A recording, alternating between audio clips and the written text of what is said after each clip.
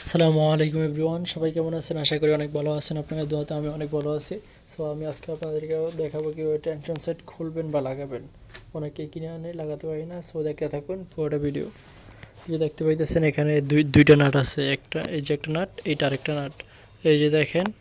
So আবারও দেখুন পারলে, এই যে দেখুন একটা নাট, এই যে দেখুন এটা কিন্তু আরেকটা নাট। সো এই যে দেখুন, এই যে পিছনে যে নাটটা আছে ওই নাটটাকে একটু লুজ দিবেন। দেখুন আমি একটু লুজ দিলাম, এই যে এখন এটাও লুজ হয়ে গেছে। এই যে এখন আমি এটা টান দিয়ে বের করে নিচ্ছি। দেখেন এই যে টান দিচ্ছে, এখন কিন্তু বের হয়ে গেছে।